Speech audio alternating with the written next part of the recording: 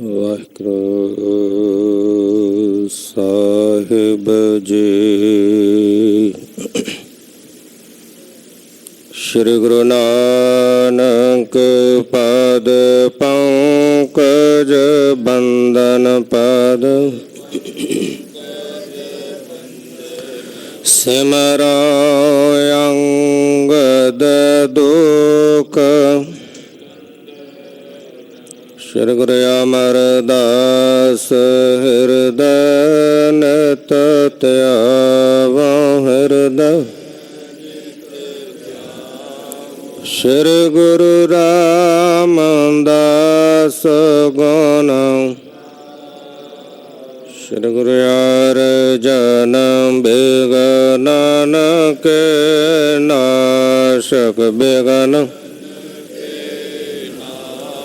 ਸ਼੍ਰੀ ਗੁਰੂ ਹਰਗੋਬਿੰਦ ਸ਼ੁਭ ਸੁਮਤ।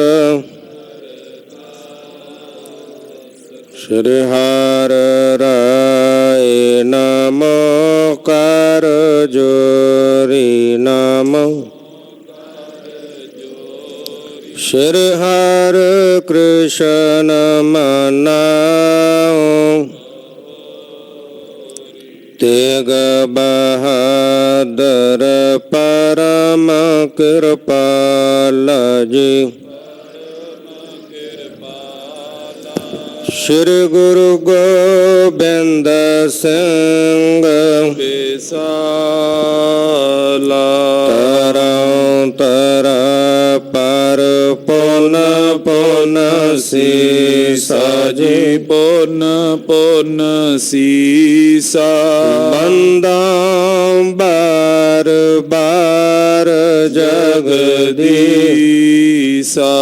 ਏਕ ਓੰਕਾਰ ਸਤਿਗੁਰੂ ਤੇ ਪ੍ਰਸਾਦ ਸਚ ਹੋਏ। ਵਾਹਿਗੁਰੂ ਜੀ ਕੀ ਫਤਿਹ ਹੈ। ਬਿਘਨ ਬਿਨਾਸਨ ਸੋਏ। ਵਾਹਿਗੁਰੂ ਜੀ ਕੀ ਫਤਿਹ ਹੈ। ਬਿਘਨ ਬਿਨਾਸਨ ਸੋਏ। ਸਤਿਨਾਮ ਸ੍ਰੀ ਵਾਹਿਗੁਰੂ ਸਾਹਿਬ ਜੀਓ। ਦੋਹਰਾ ਦੋਨੋਂ ਬਾਤਾਂ ਖੜ ਕਰੇ ਜਨ ਬੜ ਕਰਤ ਪਿਆਰ। ਦੋ ਤੇਗਾਂ ਹੱਥ ਤਰੇ ਕਹੇ ਮਾਰ ਤੂੰ ਮਾਰ।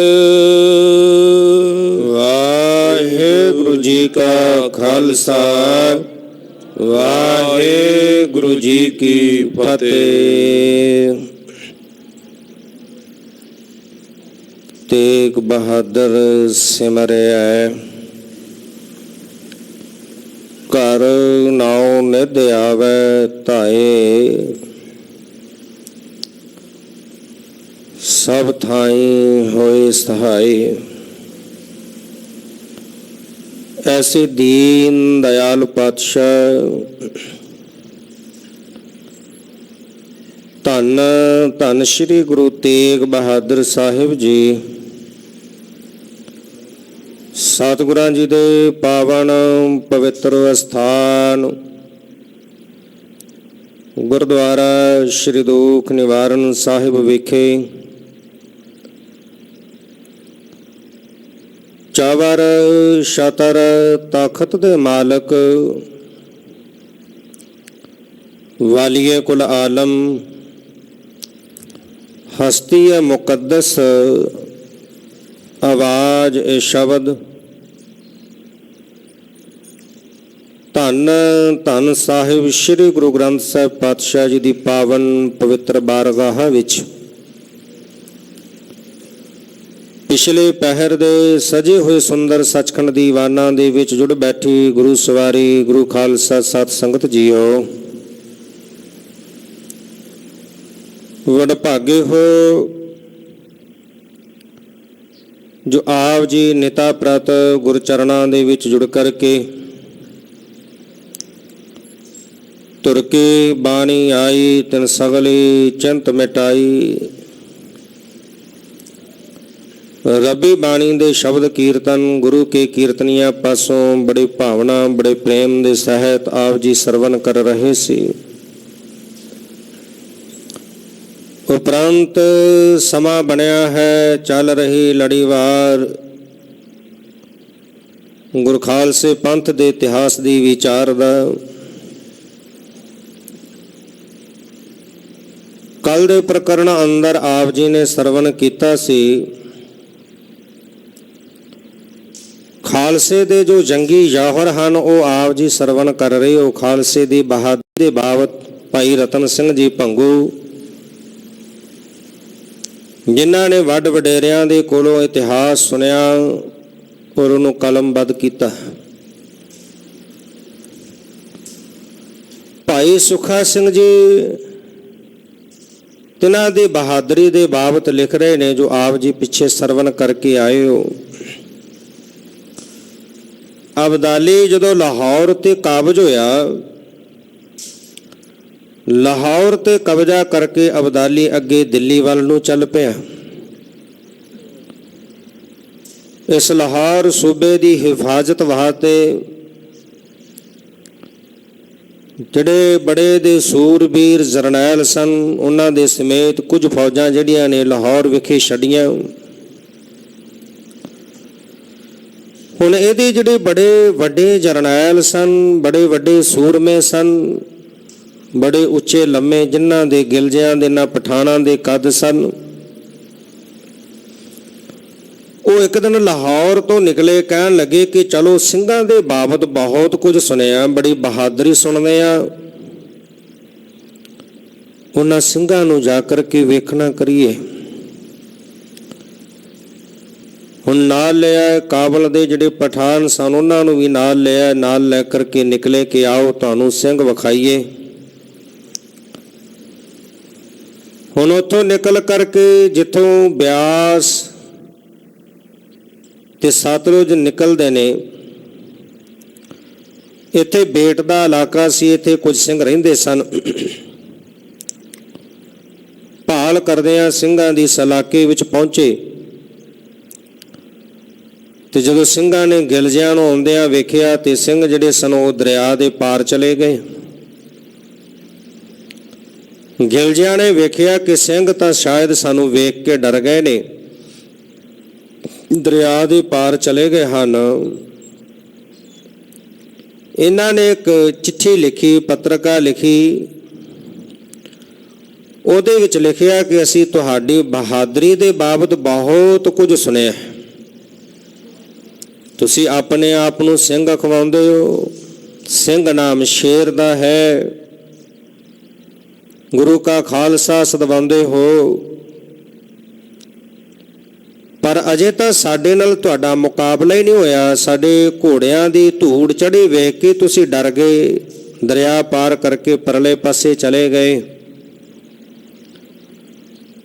ਜੇ ਤੁਸੀਂ ਬੜੇ ਬਹਾਦਰ ਹੋ, ਆਓ ਸਾਡੇ ਨਾਲ ਦੋ ਹੱਥ ਕਰੋ, ਲੜੋ,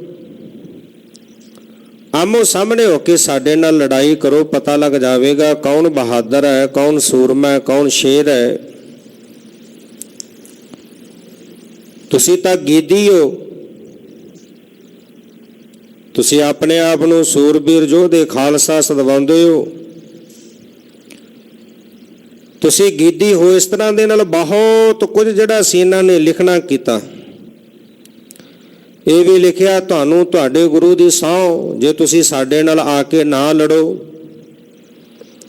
ਹੁਣ ਉਹ ਪੱਤਰਕਾ ਭੇਜੀ, ਹਲਕਾਰਾ ਪੱਤਰਕਾ ਲੈ ਕੇ ਗਿਆ। ਜਦੋਂ ਸਿੰਘਾਂ ਨੇ ਉਹ ਪੱਤਰਕਾ ਪੜ੍ਹੀ ਤੇ ਉਹਦਾ ਜਵਾਬ ਦਿੱਤਾ, ਉਹਦੇ ਵਿੱਚ ਲਿਖਿਆ,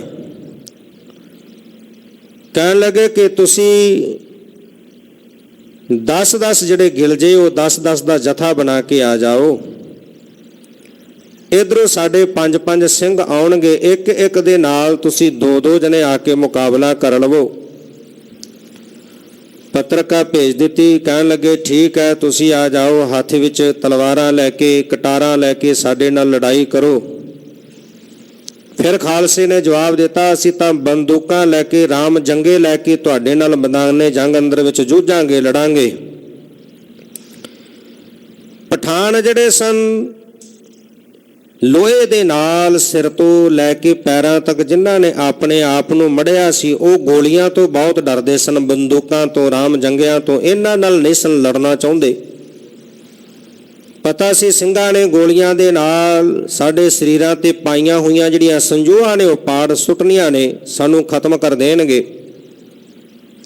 ਕਹਿਣ ਲੱਗੇ, ਨਹੀਂ, ਤੁਸੀਂ ਸਾਡੇ ਨਾਲ ਤਲਵਾਰਾਂ ਤੇ ਕਟਾਰਾਂ ਲੈ ਕੇ ਲੜਾਈ ਕਰੋ। ਇਸ ਪ੍ਰਕਾਰ ਦੇ ਨਾਲ ਉਧਰੋਂ ਉਧਰੇ ਲਿਖਤਾਂ ਭੇਜਦੇ ਨੇ। ਕੁਝ ਦਿਨ ਇਸੇ ਤਰ੍ਹਾਂ ਚੱਲਦਾ ਰਿਹਾ। ਇੱਕ ਦਿਨ ਇੱਕ ਬੜਾ ਜਵਾਨ ਜਿਹੜਾ ਗਿਲਜਾ ਸੀ, ਉਹ ਤਿਆਰ ਹੋ ਕੇ, ਜਿਹਨੇ ਸੰਜੋਅ ਪਹਿਨੀ ਹੈ, ਸਰੀਰ ਨੂੰ ਲੋਹੇ ਨਾਲ ਮੜਿਆ, ਘੋੜਾ ਲੋਹੇ ਨਾਲ ਮੜਿਆ, ਆ ਕੇ ਉਹਨੇ ਜਿਹੜਾ ਸੀ ਉਹ ਲਲਕਾਰਨਾ ਸ਼ੁਰੂ ਕੀਤਾ ਕਿ ਆਓ, ਤੁਹਾਡੇ ਵਿੱਚੋਂ ਕੋਈ ਹੈ ਸੂਰਮਾ? ਮੈਂ ਇਕੱਲਾ ਆਇਆ, ਮੇਰੇ ਇਕੱਲੇ ਨਾਲ ਲੜ ਸਕਦਾ ਹੋਵੇ? ਧਿਰਕਾਰ ਹੈ ਤੁਹਾਡੇ ਤੇ, ਜੇ ਤੁਸੀਂ ਆਪਣੇ ਆਪ ਨੂੰ ਸ਼ੇਰ ਕਵਾਉਂਦੇ ਹੋ, ਬਾਹਰ ਨਹੀਂ ਨਿਕਲਦੇ, ਤੁਸੀਂ ਗੀਦੀ ਹੋ। ਇਸ ਪ੍ਰਕਾਰ ਦੇ ਨਾਲ ਲਲਕਾਰ ਰਿਹਾ। ਇਹਦੀ ਲਲਕਾਰ ਨੂੰ ਸੁਣ ਕਰਕੇ ਚੜ੍ਹਤ ਸਿੰਘ ਜਿਹੜਾ ਸੀ, ਉਹ ਘੋੜੇ ਤੇ ਸਵਾਰ ਹੋਇਆ ਕਿ ਗਿਲਜਾ ਗੁਰੂ ਕੇ ਖਾਲਸੇ ਨੂੰ ਲਲਕਾਰਦਾ, ਧਿਰਕਾਰਾਂ ਪਾਉਂਦਾ। ਗੁਰੂ ਕੇ ਖਾਲਸੇ ਦੀ ਅਸੀਂ ਨਿੰਦਿਆ ਕਿਵੇਂ ਸੁਣ ਸਕਦੇ ਹਾਂ? ਆਪਣੇ ਗੁਰੂ ਦੀ ਨਿੰਦਿਆ ਆਪਣੇ ਕੰਨਾਂ ਨਾਲ ਕਿਵੇਂ ਸੁਣ ਸਕਦੇ ਹਾਂ? ਗੁਰੂ ਕੀ ਨਿੰਦਾ ਸੁਣੇ ਨਾ ਕਾਨ, ਭੇਟ ਕਰੇ ਤਿਸ ਸੰਗ ਕਿਰਪਾਨ। ਇਹਨੂੰ ਕਿਰਪਾਨ ਨਾਲ ਭੇਟ ਕਰ ਦੇਣਾ ਚਾਹੀਦਾ। ਚੜ੍ਹਤ ਸਿੰਘ ਛੋਟੀ ਉਮਰ ਹੈ, ਬੜਾ ਦ੍ਰਿੜ ਆਰਾਧਾ ਹੈ ਗੁਰੂ ਤੇ, ਪੂਰਨ ਨਿਸ਼ਚਾ, ਦ੍ਰਿੜ ਵਿਸ਼ਵਾਸ ਹੈ। ਤੇ ਜਦੋਂ ਘੋੜੇ ਤੇ ਸਵਾਰ ਹੋ ਕੇ ਨਿਕਲਿਆ, ਹੱਥ ਵਿੱਚ ਸ੍ਰੀ ਸਾਹਿਬ ਤਲਵਾਰ ਲੈ ਕੇ, ਤੇ ਭਾਈ ਸੁੱਖਾ ਸਿੰਘ ਨੇ ਵੇਖਿਆ ਚੜ੍ਹਤ ਸਿੰਘ ਦੀ ਉਮਰ ਛੋਟੀ ਹੈ, ਇਹ ਅਜੇ ਬੱਚਾ ਹੈ। ਉਧਰ ਬੜਾ ਉੱਚਾ ਲੰਬਾ ਗਿਲਜਾ, ਜਿਹਨਾਂ ਸਿਰ ਤੋਂ ਲੈ ਕੇ ਪੈਰਾਂ ਤੱਕ ਸਰੀਰ ਨੂੰ ਲੋਹੇ ਵਿੱਚ ਮੜਿਆ, ਇਹ ਉਹਦੀਆਂ ਸੰਜੋਆਂ ਨੂੰ ਪਾੜ ਨਹੀਂ ਸਕੇਗਾ, ਉਹਦਾ ਮੁਕਾਬਲਾ ਨਹੀਂ ਕਰ ਸਕੇਗਾ। ਰੋਕਿਆ ਜਾ ਕੇ, ਉਹਨੂੰ ਕਹਿਣ ਲੱਗੇ, ਤੂੰ ਉਹਦਾ ਮੁਕਾਬਲਾ ਨਹੀਂ ਕਰ ਸਕਦਾ ਚੜ੍ਹਤ ਸਿੰਘ। ਚੜ੍ਹਤ ਸਿੰਘ ਕਹਿਣ ਲੱਗਾ, ਫਿਰ ਮੈਂ ਆਪਣੇ ਗੁਰੂ ਦੀ ਨਿੰਦਿਆ ਵੀ ਨਹੀਂ ਸੁਣ ਸਕਦਾ, ਖਾਲਸੇ ਪੰਥ ਦੀ ਨਿੰਦਿਆ ਆਪਣੇ ਕੰਨਾਂ ਨਾਲ ਨਹੀਂ ਸੁਣ ਸਕਦਾ। ਠੀਕ ਹੈ, ਮੈਂ ਉਹਦਾ ਮੁਕਾਬਲਾ ਨਹੀਂ ਕਰ ਸਕਦਾ, ਮੈਂ ਮੈਦਾਨੇ ਜੰਗ ਅੰਦਰ ਜੂਝਦਿਆਂ ਸ਼ਹਾਦਤ ਤਾਂ ਭਾਵੇਂ ਪਾ ਜਾਵਾਂ, ਪਰ ਆਪਣੇ ਕੰਨਾਂ ਨਾਲ ਨਿੰਦਿਆ ਨਹੀਂ ਸੁਣ ਸਕਦਾ। ਹੁਣ ਚੜ੍ਹਤ ਸਿੰਘ ਨੂੰ ਰੋਕਿਆ। ਭਾਈ ਸੁੱਖਾ ਸਿੰਘ ਨੇ ਕਿਹਾ, ਠੀਕ ਹੈ, ਮੈਂ ਉਹਦਾ ਮੁਕਾਬਲਾ ਕਰਾਂਗਾ। ਸੰਜੋਅ ਆਪਣੇ ਸਰੀਰ ਤੇ ਪਹਿਨੀ ਹੈ। ਭਾਈ ਚੜ੍ਹਤ ਸਿੰਘ ਨੇ ਸੰਜੋਅ ਨੂੰ ਚੰਗੀ ਤਰ੍ਹਾਂ ਸਰੀਰ ਤੇ ਕੱਸਿਆ, ਲੋਹੇ ਵਿੱਚ ਸਰੀਰ ਨੂੰ ਮੜਿਆ। ਘੋੜੇ ਤੇ ਜਿਹੜੀ ਹੈ ਉਹ ਸੰਜੋਅ ਪਾਈ ਗਈ, ਘੋੜੇ ਨੂੰ ਮੜਿਆ ਗਿਆ ਲੋਹੇ ਦੇ ਵਿੱਚ। ਤੇ ਇਧਰੋਂ ਸਵਾਰ ਹੋ ਕੇ ਕਿਵੇਂ ਸੁੱਖਾ ਸਿੰਘ ਉਸ ਗਿਲਜੇ ਦੇ ਨਾਲ ਜਾ ਕੇ ਮੁਕਾਬਲਾ ਕਰਦੇ ਨੇ। ਆਓ ਇੱਥੋਂ ਅਗਲੇਰੇ ਪ੍ਰਕਰਣ ਦੇ ਨਾਲ ਜੁੜਨ ਵਾਸਤੇ, ਮਨ ਬਿਰਤੀਆਂ ਨੂੰ ਇਕਾਗਰ ਕਰਨ ਦੇ ਲਈ ਰਸਨਾ ਦੀ ਕਲਿਆਣ ਹਿਤ ਆਖਣਾ ਕਰੀਏ ਜੀ। ਸਤਨਾਮ ਸ੍ਰੀ ਵਾਹਿਗੁਰੂ ਸਾਹਿਬ ਜੀ। ਸਤਨਾਮ ਸ੍ਰੀ ਵਾਹਿਗੁਰੂ ਸਾਹਿਬ ਜੀ। ਦੋਹਰਾ ਦੋਨੋਂ ਬਾਤਾਂ ਖੜ ਕਰੇ, ਜਨ ਵੱਡ ਕਰਤ ਪਿਆਰ। ਹੁਣ ਉਧਰੋਂ ਗਿਲਜਾ ਜਿਹੜਾ ਸੀ, ਉਹ ਲਲਕਾਰ ਕੇ ਕੁਝ ਸਮਾਂ ਜਦੋਂ ਉੱਥੇ ਖੜਿਆ ਰਿਹਾ ਤੇ ਵਾਪਸ ਮੁੜਨ ਲੱਗਾ। ਤੇ ਹੁਣ ਦਰਿਆ ਦੇ ਵਿੱਚੋਂ ਸੁੱਕਾ ਦਰਿਆ ਸੀ, ਬਰੇਤੀ ਸੀ, ਘੋੜਾ ਜਿਹੜਾ ਸੀ ਵਾੜਿਆ ਉਸ ਪਾਸੇ ਵੱਲੋਂ। ਘੋੜੇ ਤੇ ਸਵਾਰ ਹੋ ਕੇ ਸੁੱਖਾ ਸਿੰਘ ਅੱਗੇ ਵਧਿਆ। ਉਸ ਗਿਲਜੇ ਨੂੰ ਲਲਕਾਰ ਕੇ ਕਹਿਣ ਲੱਗੇ, ਹੁਣ ਸੂਰਮੇ ਦਾ ਕੰਮ ਨਹੀਂ ਪਿੱਛੇ ਮੁੜਨਾ। ਤੂੰ ਸਾਡੇ ਨਾਲ ਦੋ ਹੱਥ ਕਰਨੇ ਚਾਹੁੰਦਾ ਸੀ, ਆ ਮੇਰੇ ਨਾਲ ਮੁਕਾਬਲਾ ਕਰ। ਇਸੇ ਥਾਂ ਤੇ ਮੈਂ ਤੇਰੀ ਕਬਰ ਬਣਾਵਾਂਗਾ, ਤੈਨੂੰ ਮਾਰ ਕੇ ਖਤਮ ਕਰਾਂਗਾ। ਇਸ ਪ੍ਰਕਾਰ ਦੇ ਨਾਲ ਹੁਣ ਉਧਰੋਂ ਜਿਹੜਾ ਗਿਲਜਾ ਸੀ, ਜਦੋਂ ਭਾਈ ਸੁੱਖਾ ਸਿੰਘ ਨੇ ਲਲਕਾਰਿਆ ਤੇ ਉਹ ਵੀ ਮੁੜਿਆ। ਦੋਵੇਂ ਸੂਰਮੇ ਆਮੋ ਸਾਹਮਣੇ ਹੋਏ। ਆਮੋ ਸਾਹਮਣੇ ਹੋ ਕੇ ਆਪਸ ਦੇ ਵਿੱਚ ਗੱਲਾਂ ਕਰਨ ਲੱਗੇ। ਮਾਨੋ ਦੂਰੋਂ ਵੇਖਣ ਵਾਲੇ ਨੂੰ ਇਉਂ ਭਾਸਦਾ ਹੋਵੇ ਜਿਵੇਂ ਆਪਸ ਦੇ ਵਿੱਚ ਕੋਈ ਪਿਆਰ ਦੀਆਂ ਗੱਲਾਂ ਕਰ ਰਹੇ ਹੋਣ। ਦੋ ਤੇਗਾ ਹੱਥ ਧਰੇ, ਕਹੇ ਮਾਰ ਤੂੰ ਮਾਰ। ਦੋਵਾਂ ਸੂਰਮਿਆਂ ਨੇ ਤੇਗਾਂ ਹੱਥ ਦੇ ਵਿੱਚ ਲਈਆਂ, ਬੇਮਿਆਨ ਕੀਤੀਆਂ। ਤੇਗਾਂ ਹੱਥ ਵਿੱਚ ਲੈ ਕੇ ਦੋਵੇਂ ਸੂਰਮੇ ਇੱਕ ਦੂਜੇ ਨੂੰ ਕਹਿ ਰਹੇ ਨੇ, ਪਹਿਲਾ ਵਾਰ ਤੂੰ ਕਰ, ਪਹਿਲਾ ਵਾਰ ਤੂੰ ਕਰ। ਇਸ ਤਰ੍ਹਾਂ ਦੇ ਨਾਲ ਇੱਕ ਦੂਜੇ ਨੂੰ ਕਹਿਣ ਲੱਗੇ। ਜੋ ਪਈ ਦੋ ਲਾਗੇ ਬਾਤਾਂ ਕਰਨ। ਦੋਵੇਂ ਆਪਸ ਦੇ ਵਿੱਚ ਇਉਂ ਗੱਲਾਂ ਕਰਨ ਲੱਗੇ ਹਨ। ਦੋ ਆਪਸ ਮੇ ਲਾਗੇ ਅਰਨ। ਦੋਵੇਂ ਆਪਸ ਦੇ ਵਿੱਚ ਅੜਨ ਲੱਗੇ, ਯੁੱਧ ਕਰਨ ਲੱਗੇ। ਕਿਉਂਕਿ ਇੱਕ ਤਾਂ ਹੁੰਦਾ ਹੈ ਯੁੱਧ ਪਹਿਲਾਂ ਹੀ ਭਖਿਆ ਹੋਵੇ, ਮੈਦਾਨੇ ਜੰਗ ਅੰਦਰ ਸੂਰਮੇ ਲੜਦੇ ਹੋਣ ਤੇ ਦੂਜਾ ਸੂਰਮਾ ਆ ਕੇ ਜੂਝਣ ਲੱਗ ਪੈਂਦਾ। ਹੁਣ ਇੱਥੇ ਤਾਂ ਅਜੇ ਜੰਗ ਭਖਣਾ ਹੈ। ਹੁਣ ਇੱਕ ਇਧਰੋਂ ਚੱਲ ਕੇ ਆਇਆ, ਇੱਕ ਉਧਰੋਂ ਚੱਲ ਕੇ ਆਇਆ ਗੁਰੂ ਖਾਲਸੇ ਪੰਥ ਵੱਲੋਂ। ਹੁਣ ਇੱਕ ਦੂਜੇ ਦੇ ਨਾਲ ਗੱਲਾਂ ਕਰਦਿਆਂ ਇੱਕ ਦੂਜੇ ਦੇ ਨਾਲ ਖਹਿਣ ਲੱਗੇ, ਅੜਨ ਲੱਗੇ ਹਨ। ਸਿੰਘ ਕਹਿਓ ਤੂੰ ਪਠਾਨ ਸੰਭਾਲ। ਹੁਣ ਇਧਰੋਂ ਭਾਈ ਸੁੱਖਾ ਸਿੰਘ ਕਹਿਣ ਲੱਗੇ ਪਠਾਨ ਨੂੰ, ਕਿਹਾ ਪਠਾਣਾ ਤੂੰ ਆਪਣੇ ਆਪ ਨੂੰ ਸੰਭਾਲ। ਘਰ ਵਾਰ ਤੋਂ ਹੁਣ ਵਾਰ ਨਹੀਂ ਕਰਦਾ, ਤੂੰ ਲਲਕਾਰੇ ਮਾਰਦਾ ਸੀ। ਅਕੇਲੇ ਆਵ ਕੋਈ ਦੂਜੋ ਨਾਲ। ਤੇ ਜੇ ਤੇਰੇ ਵਿੱਚ ਹਿੰਮਤ ਨਹੀਂ ਪੈਂਦੀ ਗੁਰੂ ਕੇ ਖਾਲਸੇ ਦੇ ਨਾਲ, ਗੁਰੂ ਕੇ ਸਿੰਘ ਦੇ ਨਾਲ ਮੁਕਾਬਲਾ ਕਰਨ ਦੀ, ਤੇਰੇ ਵਿੱਚ ਤਾਕਤ ਨਹੀਂ, ਤੇਰੇ ਵਿੱਚ ਤਾਨ ਨਹੀਂ ਵਾਰ ਕਰਨ ਦਾ ਰਿਹਾ, ਤੇ ਜਾ ਕਿਸੇ ਦੂਜੇ ਨੂੰ ਬੁਲਾ ਲਿਆ। ਜੇ ਤੇਰੇ ਅੰਦਰ ਉਹ ਤਾਨ ਨਹੀਂ ਰਿਹਾ, ਤੂੰ ਵਾਰ ਨਹੀਂ ਕਰ ਸਕਦਾ, ਪਠਾਣਾ ਆਪਣੇ ਆਪ ਦੀ ਸੰਭਾਲ ਕਰ ਜਾਂ ਹੋਰ ਕਿਸੇ ਦੂਜੇ ਨੂੰ ਨਾਲ ਲੈ ਆ। ਪਠਾਨ ਕਹਿਓ ਮੈਂ ਇਕੱਲੋ ਸ਼ੇਰ। ਜਦੋਂ ਭਾਈ ਸੁੱਖਾ ਸਿੰਘ ਨੇ ਇਸ ਤਰ੍ਹਾਂ ਲਲਕਾਰ ਕੇ ਕਿਹਾ ਤੇ ਸੁਣ ਕੇ ਪਠਾਨ ਕਹਿਣ ਲੱਗਾ, ਮੈਂ ਇਕੱਲਾ ਹੀ ਬੱਬਰ ਸ਼ੇਰ ਦੇ ਸਮਾਨ ਹਾਂ। ਬੱਕਰੀ ਜਿਉਂ ਤੁਝ ਲੈ ਹੋਂਗੇਰ। ਬੜਾ ਹੰਕਾਰ ਵਿੱਚ ਆਇਆ ਪਠਾਨ ਕਹਿਣ ਲੱਗਾ, ਮੈਂ ਤਾਂ ਤੈਨੂੰ ਬੱਕਰੀ ਦੀ ਤਰ੍ਹਾਂ ਸੁੱਟ ਲੈਣਾ।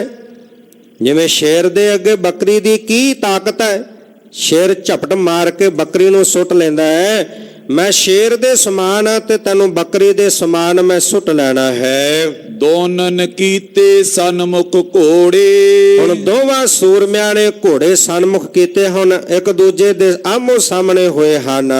ਦੋਨ ਤੇਗਨ ਸੋ ਹੱਥ ਜੋੜੇ। ਤੇ ਦੋਵਾਂ ਨੇ ਤੇਗਾਂ ਹੱਥ ਦੇ ਵਿੱਚ ਪਕੜੀਆਂ ਹੋਈਆਂ ਨੇ ਤੇ ਹੱਥ ਜੋੜੇ, ਬੜੇ ਤਾਕਤ ਦੇ ਨਾਲ ਤੇਗਾਂ ਹੱਥ ਵਿੱਚ ਫੜ ਕੇ ਇੱਕ ਦੂਜੇ ਤੇ ਵਾਰ ਕਰਨ ਲੱਗੇ। ਉਸ ਕਹੇ ਕਰ ਪ੍ਰਥਮ ਤੂੰ ਵਾਰ। ਹੁਣ ਕਹਿਣ ਲੱਗੇ ਤੂੰ ਪਹਿਲਾ ਵਾਰ ਕਰ। ਭਾਈ ਸੁੱਖਾ ਸਿੰਘ ਜੀ ਕਹਿਣ ਲੱਗੇ ਪਠਾਨ ਨੂੰ, ਚੜ ਕੇ ਆਏ ਹੋਏ ਗਲਜੇ ਨੂੰ, ਕਿ ਪਹਿਲਾ ਵਾਰ ਤੂੰ ਕਰ। ਜੈਸੇ ਭਾਈ ਦੋ ਕਰਤ ਪਿਆਰ। ਮਾਨੋ ਜਿਵੇਂ ਦੋ ਭਰਾ ਆਪਸ ਦੇ ਵਿੱਚ ਪਿਆਰ ਕਰ ਰਹੇ ਹੋਣ, ਇਸ ਤਰ੍ਹਾਂ ਸੂਰਮੇ ਜਿਹੜੇ ਨੇ ਜੰਗ ਨੂੰ ਭਖਾ ਰਹੇ ਹਨ, ਜੰਗ ਦੇ ਵਿੱਚ ਜਿਹੜੇ ਜੂਝਣ ਦੇ ਲਈ ਤਿਆਰ ਹੋ ਰਹੇ ਹਨ। ਦੋ ਜਾਣੇ ਸ਼ਸਤਰ ਚਲਾਵਨ। ਦੋਵੇਂ ਬੜੇ ਨਿਪੁੰਨ ਨੇ ਸ਼ਸਤਰ ਚਲਾਉਣ ਦੇ ਵਿੱਚ। ਸ਼ਸਤਰ ਚਲਾਉਣ ਦੇ ਵਿੱਚ ਬੜੇ ਜਿਹੜੇ ਦੋਵੇਂ ਨਿਪੁੰਨ ਤੇ ਬੜੇ ਤਾਕਤਵਰ ਬਲਵਾਨ ਦੋਵੇਂ ਸੂਰਮੇ ਹਨ। ਦੋ ਜਾਣੇ ਘਾਤ ਬਚਾਵਨ। ਤੇ ਦੋਵੇਂ ਇੱਕ ਦੂਜੇ ਦਾ ਵਾਰ ਬਚਾਉਣਾ ਵੀ ਜਾਣਦੇ ਨੇ। ਜੰਗ ਯੁੱਧ ਦੇ ਜਿਹੜੇ ਦਾਅ ਪੇਚ ਨੇ ਉਹ ਦੋਵਾਂ ਨੂੰ ਹੀ ਆਉਂਦੇ ਨੇ। ਦੋਵੇਂ ਇੱਕ ਦੂਜੇ ਦਾ ਵਾਰ ਬਚਾਉਣਾ ਜਾਣਦੇ ਹਨ।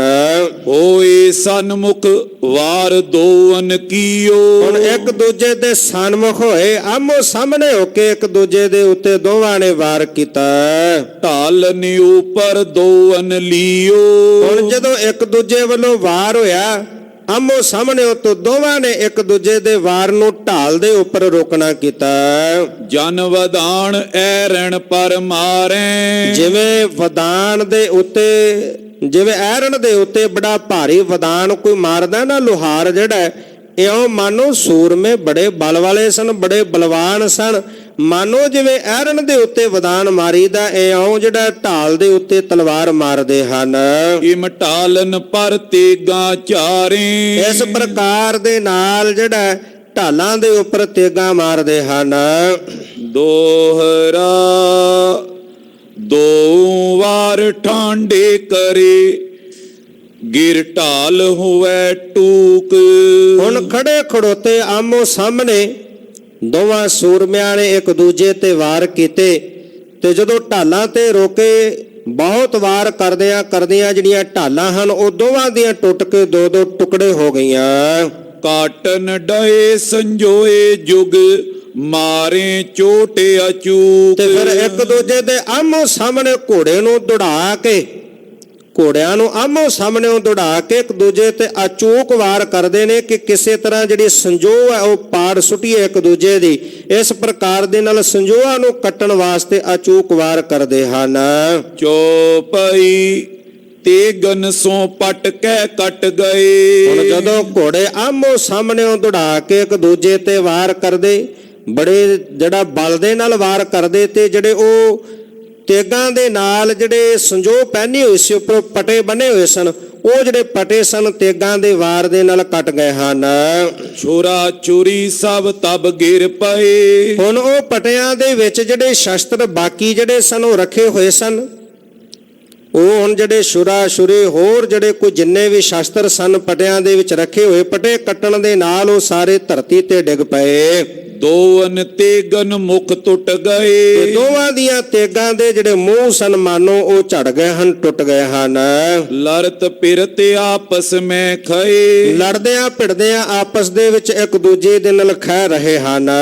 ਘੋੜਨ ਮੈਨੇ ਤਾਕਤ ਰਹੀ। ਹੁਣ ਬਹੁਤ ਲੰਬਾ ਸਮਾਂ ਹੋ ਗਿਆ ਇਸ ਤਰ੍ਹਾਂ ਇੱਕ ਦੂਜੇ ਦੇ ਨਾਲ ਆਮੋ ਸਾਹਮਣੇ ਵਾਰ ਕਰਦੇ ਆ, ਤੇ ਘੋੜੇ ਵੀ ਬੜੇ ਤੇਜ਼ੀ ਦੇ ਨਾਲ ਦੌੜਾਉਂਦੇ, ਤੇ ਘੋੜੇ ਵੀ ਹੁਣ ਥੱਕ ਗਏ ਹਨ। ਘੋੜਿਆਂ ਦੇ ਵਿੱਚ ਦਮ ਨਹੀਂ ਰਿਹਾ, ਤਾਕਤ ਨਹੀਂ ਰਹੀ। ਜ਼ਖਮਨ ਤੇ ਰਤ ਸਭ ਚੋਏ ਗਈ। ਤੇ ਕਿਉਂਕਿ ਕਈ ਵਾਰ ਜਿਹੜੇ ਸਨ ਘੋੜਿਆਂ ਦੇ ਲੱਗੇ, ਤੇ ਉਹ ਵਾਰਾਂ ਦੇ ਨਾਲ ਘੋੜਿਆਂ ਦੇ ਸਰੀਰਾਂ ਤੇ ਜ਼ਖਮ ਹੋਏ, ਤੇ ਉਹਨਾਂ ਦੇ ਵਿੱਚੋਂ ਬਹੁਤ ਸਾਰੀ ਜਿਹੜੀ ਰਤ ਸੀ ਉਹ ਚੋ ਚੁੱਕੀ ਸੀ। ਘੋੜਨ ਸੋ ਘੋੜੇ ਟੁੱਕ ਪਏ। ਹੁਣ ਘੋੜੇ ਆਪਸ ਦੇ ਵਿੱਚ ਇੱਕ ਦੂਜੇ ਨਾਲ ਖਹਿਣ ਲੱਗੇ। ਆਮੋ ਸਾਹਮਣੇ ਜਦੋਂ ਦੜਾ ਕੇ ਆਉਂਦੇ ਤੇ ਘੋੜੇ ਇੱਕ ਦੂਜੇ ਦੇ ਵਿੱਚ ਆਪਸ ਦੇ ਵਿੱਚ ਖਹਿੰਦੇ ਹਨ, ਇੱਕ ਦੂਜੇ ਨੂੰ ਦੁਲੱਤੇ ਮਾਰਦੇ ਹਨ। ਮੋਢਨ ਸੋ ਮੋਢੇ ਅੜ ਗਏ। ਹੁਣ ਇਧਰ ਦੋਵੇਂ ਸੂਰਮਿਆਂ ਦੇ ਮੋਢਿਆਂ 'ਚ ਮੋਢੇ ਅੜ ਗਏ। ਜਦੋਂ ਘੋੜੇ ਆਪਸ 'ਚ ਖਹਿਣ ਲੱਗੇ, ਇੱਕ ਦੂਜੇ ਨੂੰ ਦੁਲੱਤੇ ਮਾਰਨ ਲੱਗੇ, ਤੇ ਇਧਰੋਂ ਦੋਵਾਂ ਸੂਰਮਿਆਂ ਦੀਆਂ ਕਿਰਪਾਨਾਂ ਦੇ ਵੀ ਮੂੰਹ ਟੁੱਟ ਚੁੱਕੇ ਸਨ, ਢਾਲਾਂ ਵੀ ਟੁੱਟ ਚੁੱਕੀਆਂ ਸਨ, ਬਾਕੀ ਸ਼ਸਤਰ ਵੀ ਡਿੱਗ ਚੁੱਕੇ ਸਨ। ਹੁਣ ਮੋਢਿਆਂ ਦੇ ਵਿੱਚ ਮੋਢੇ ਫਸੇ ਹਨ। ਦੋਹਰਾ ਜਪਮ ਜਪੀ ਹੋਏ ਰਹੇ ਗਿਰੇ ਭੂਮ ਮਦ ਝੂਮ। ਹੁਣ ਹੱਥੋਂ ਹੱਥੀ ਹੋ ਗਏ, ਮੋਢਿਆਂ ਵਿੱਚ ਮੋਢੇ ਜੱਫੋ ਜੱਫੀ ਹੋਏ ਦੋਵੇਂ ਸੂਰਮੇ, ਤੇ ਜਦੋਂ ਜੱਫੋ ਜੱਫੀ ਹੋਏ ਤੇ ਘੋੜਿਆਂ ਤੋਂ ਥੱਲੇ ਧਰਤੀ ਤੇ ਡਿੱਗੇ ਹਨ। ਭਏ ਪੱਟ ਗਿਰ ਸੱਟ ਲੱਗੀ ਪਰੇ ਮੂਰਛਾ ਭੂਮ। ਤੇ ਜਦੋਂ ਹੁਣ ਧਰਤੀ ਤੇ ਡਿੱਗੇ, ਕਿਉਂਕਿ ਸਰੀਰ ਦੇ ਉੱਤੇ ਬੜੇ ਵਾਰ ਜਿਹੜੇ ਸਨੋਂ ਸਹਿਣ ਕੀਤੇ, ਇੱਕ ਦੂਜੇ ਦੇ ਉੱਤੇ ਜਿਹੜੇ ਵਾਰ ਕੀਤੇ, ਉਹਨਾਂ ਦੇ ਜ਼ਖਮ ਸਰੀਰ ਤੇ ਆਏ। ਬੜੇ ਜ਼ਖਮ ਹੋਣ ਕਰਕੇ ਧਰਤੀ ਤੇ ਡਿੱਗਦਿਆਂ ਦੋਵੇਂ ਸੂਰਮੇ ਮੂਰਛਿਤ ਹੋ ਗਏ, ਬੇਹੋਸ਼ ਹੋ ਗਏ। ਚੋਪਈ ਤਬ ਸਿੰਘ ਕੋ ਕੁਛ ਸੋਜੀ ਆਈ। ਹੁਣ ਕੁਝ ਸਮਾਂ ਦੋਵੇਂ ਸੂਰਮੇ ਬੇਹੋਸ਼ ਬੇਸੁੱਧ ਪਏ ਨੇ। ਕੁਝ ਸਮੇਂ ਦੇ ਬਾਅਦ ਭਾਈ ਸੁੱਖਾ ਸਿੰਘ ਨੂੰ ਕੁਛ ਹੋਸ਼ ਆਈ ਹੈ। ਗਿੱਚੀ ਤਬ ਉਸ ਸਿੰਘ ਉਠਾਈ। ਤੇ ਜਦੋਂ ਭਾਈ ਸੁੱਖਾ ਸਿੰਘ ਨੇ ਉਹ ਗਲਜੇ ਨੂੰ ਵੇਖਿਆ ਜਿਹੜਾ ਲਲਕਾਰਦਾ ਸੀ, ਜਿਹੜਾ ਕਹਿੰਦਾ ਸੀ ਮੈਂ ਬੱਬਰ ਸ਼ੇਰ ਆ, ਤੈਨੂੰ ਬੱਕਰੀ ਵਾਂਗੂ ਸੁੱਟ ਲੈਣਾ, ਤੇ ਜਦੋਂ ਵੇਖਿਆ ਸਾਹਮਣੇ ਪਏ ਨੂੰ, ਤੇ ਉਹਦੀ ਜਿਹੜੀ ਗਿੱਚੀ ਸੀ, ਜਾ ਕੇ ਗਿੱਚੀ ਨੂੰ ਜਿਹੜਾ ਉਹ ਪਕੜ ਲਿਆ। ਚੱਕ ਸੰਜੋਏ ਦਈ ਪੇਟ ਤਸਾਏ। ਤੇ ਹੁਣ ਉਹਦੇ ਸੰਜੋਸ਼ ਚੁੱਕ ਕੇ ਜਿਹੜੀ ਸਰੋਹੀ ਸੀ ਉਹ ਇਸ ਗਿਲਜੇ ਦੇ ਪੇਟ ਦੇ ਵਿੱਚ ਜਿਹੜੀ ਸੀ ਉਹ ਤਸਾ ਦਿੱਤੀ ਹੈ। ਦਿਲ ਅਰ ਰੁਕੜੇ ਗਈ ਵੈ ਖਾਏ। ਮਾਨੋ ਅੰਦਰ ਦੇ ਜਿਹੜੇ ਫੇਫੜੇ ਸਨ, ਗੁਰਦੇ ਸਨ, ਦਿਲ, ਉਹ ਮਾਨੋ ਜਿਹੜੀ ਸਰੋਹੀ ਸੀ ਉਹਨਾਂ ਨੂੰ ਚੀਰ ਕੇ ਖਾ ਗਈ ਹੋਵੇ। ਇਸ ਪ੍ਰਕਾਰ ਦੇ ਨਾਲ ਉਹ ਸਰੋਹੀ ਉਹਦੇ ਸਰੀਰ ਦੇ ਅੰਦਰ ਧੱਸ ਦਿੱਤੀ ਹੈ।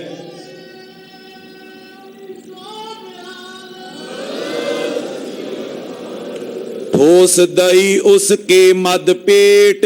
ਉਹਦੇ ਪੇਟ ਦੇ ਵਿਚਕਾਰ ਜਿਹੜੇ ਸੀ ਉਹ ਜਿਹੜੇ ਸਰੋਹੀ ਠੋਸ ਦਿੱਤੀ ਹੈ, ਉਹਦਾ ਵਾਰ ਕੀਤਾ ਹੈ। ਆ ਤੇ ਉਹ ਜਰੀ ਕੱਢੀ ਸਮੇਟ।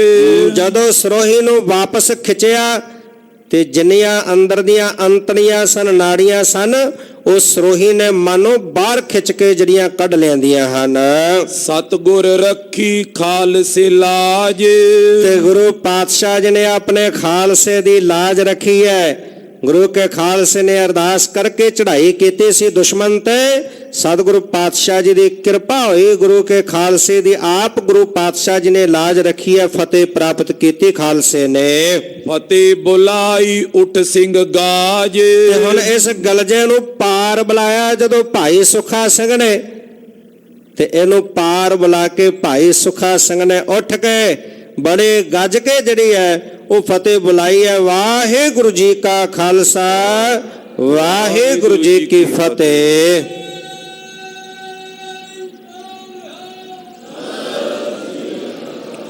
ਦੋਹਰਾ ਇਤੈ ਮੁਗਲ ਸੋ ਬਦ ਪਇਓ ਹੁਤੋ ਜੋ ਅਤ ਗਰਬਾਤ।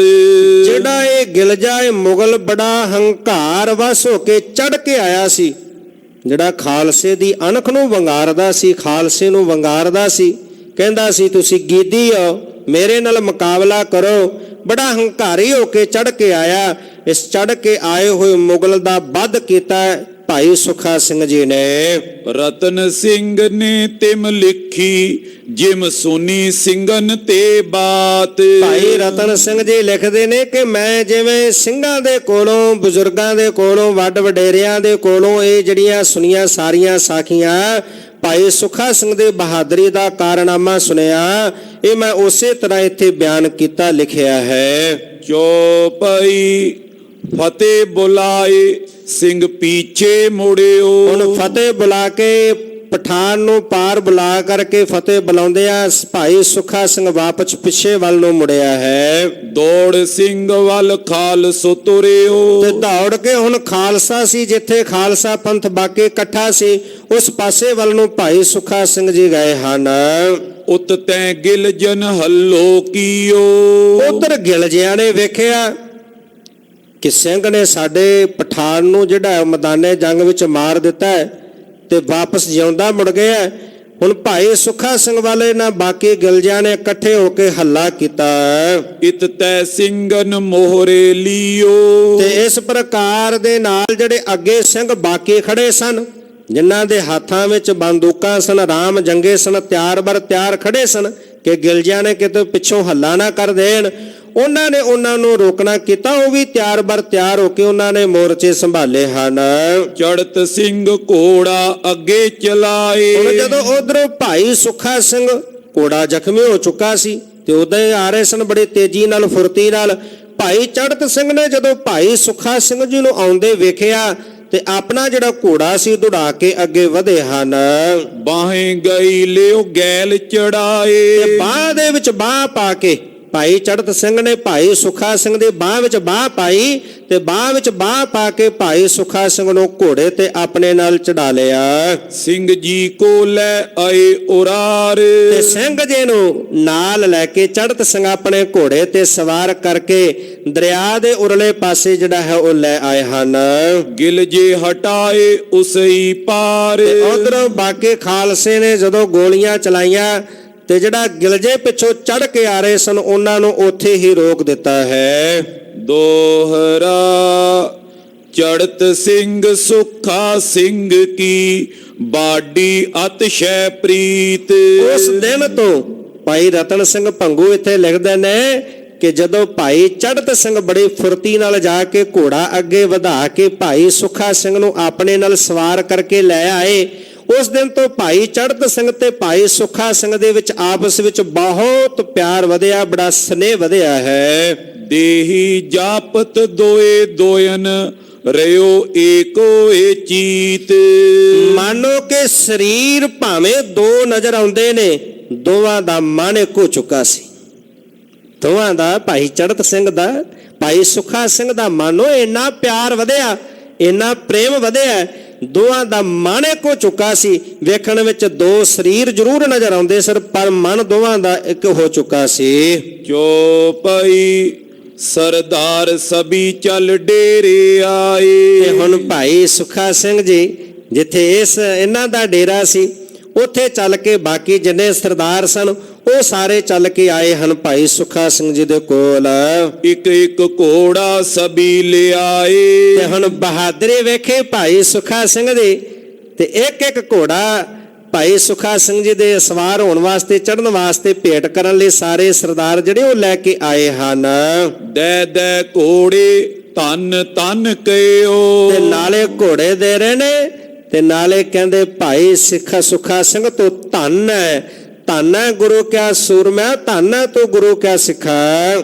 ਸਿੰਘ ਚਾਹੇ ਦੋਖ ਕੰਨਿਆ ਬਖਸ਼ਿਓ। ਤੇ ਹੁਣ ਭਾਈ ਸੁਖਾ ਸਿੰਘ ਤੇ ਦੋਸ਼ ਲੱਗਿਆ ਸੀ ਕੰਨਿਆ ਮਾਰਨ ਦਾ। ਉਹ ਅਚਾਨਕ ਹੀ ਬੱਚੀ ਜਨਮ ਲੈਣ ਤੋਂ ਬਾਅਦ ਉਹਦੀ ਮੌਤ ਹੋ ਗਈ।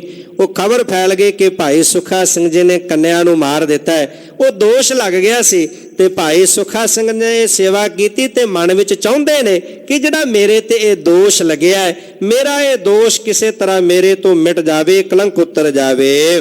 ਦੋਹਰਾ ਠਾਂਡ ਪਿਓ ਕਰ ਜੋਰ ਕਰ, ਸਰਬ ਪੰਥ ਕੇ ਪਾਸ। ਮਨ ਵਿੱਚ ਇਹ ਲੈ ਕਰਕੇ ਕਿ ਉਹ ਜਿਹੜਾ ਮੇਰੇ ਤੇ ਦੋਸ਼ ਲੱਗਿਆ, ਭਾਵੇਂ ਮੈਂ ਕੀਤਾ ਨਹੀਂ, ਮੇਰੇ ਤੇ ਦੋਸ਼ ਲੱਗਿਆ। ਤੇ ਹੁਣ ਜਦੋਂ ਸਰਬੱਤ ਖਾਲਸਾ ਵੇਖਿਆ, ਸਾਰੇ ਚੱਲ ਕੇ ਆਏ ਭਾਈ ਸੁਖਾ ਸਿੰਘ ਜੀ ਨੂੰ ਮਿਲਣ ਵਾਸਤੇ। ਤੇ ਸਾਰੇ ਖਾਲਸੇ ਨੂੰ ਵੇਖ ਕਰਕੇ ਦੋਵੇਂ ਹੱਥ ਜੋੜ ਕੇ ਭਾਈ ਸੁਖਾ ਜੀ ਕਹਿਣ ਲੱਗੇ, ਲਿਓ ਖਾਲਸੋ ਮੇਲ ਗੱਲ, ਕਰ ਦਈ ਖੁਸ਼ੀ ਅਰਦਾਸ। ਭਾਈ ਸੁਖਾ ਸਿੰਘ ਕਹਿਣ ਲੱਗੇ, ਆ ਗੁਰੂ ਖਾਲਸਾ ਜੀ, ਜੇ ਤੁਸੀਂ ਮੇਰੀ ਸੇਵਾ ਤੇ ਪ੍ਰਸੰਨ ਹੋਏ ਹੋ ਤੇ ਇੱਕ ਕਿਰਪਾ ਮੇਰੇ ਤੇ ਕਰ ਦਿਓ, ਜਿਹੜਾ ਦੋਸ਼ ਮੇਰੇ ਤੇ ਲੱਗਿਆ ਕੰਨਿਆ ਨੂੰ ਮਾਰਨ ਦਾ, ਉਹ ਮੈਨੂੰ ਉਸ ਦੋਸ਼ ਤੋਂ ਮੁਕਤ ਕਰ ਦਿਓ। ਤੇ ਖਾਲਸਾ ਬੜਾ ਪ੍ਰਸੰਨ ਹੋਇਆ ਭਾਈ ਸੁਖਾ ਸਿੰਘ ਦੀ ਇਸ ਬਹਾਦਰੀ ਨੂੰ ਵੇਖ ਕਰਕੇ। ਖੁਸ਼ੀ ਦੇ ਵਿੱਚ ਗੁਰੂ ਕੇ ਖਾਲਸੇ ਨੇ ਅਰਦਾਸ ਕਰਕੇ ਭਾਈ ਸੁਖਾ ਸਿੰਘ ਨੂੰ ਆਪਣੇ ਨਾਲ ਮਿਲਾ ਲਿਆ ਹੈ। ਚੋਪਈ ਘੋੜੇ ਮੋੜ ਸਭੇ ਉਨ ਦਏ। ਤੇ ਹੁਣ ਉਹ ਜਿਹੜੇ ਘੋੜੇ ਲਿਆਏ ਸਨ ਸਰਦਾਰ ਸਾਰੇ ਭਾਈ ਸੁਖਾ ਸਿੰਘ ਨੂੰ ਦੇਣ ਵਾਸਤੇ, ਸਾਰਿਆਂ ਦੇ ਘੋੜੇ ਜਿਹੜੇ ਉਹ ਵਾਪਸ ਮੋੜ ਦਿੱਤੇ। ਕਹਿਣ ਲੱਗੇ, ਤੁਹਾਡੇ ਤੇ ਮੇਰੇ ਕੋਈ ਘੋੜੇ ਵੰਡੇ ਹੋਏ ਨੇ? ਗੁਰੂ ਕੇ ਖਾਲਸੇ ਦੇ ਘੋੜੇ ਨੇ, ਸਾਰਿਆਂ ਨੇ ਇੱਕ ਦੂਜਿਆਂ ਨੇ ਰਲ ਮਿਲ ਕੇ ਵਰਤ ਲੈਣੇ ਨੇ।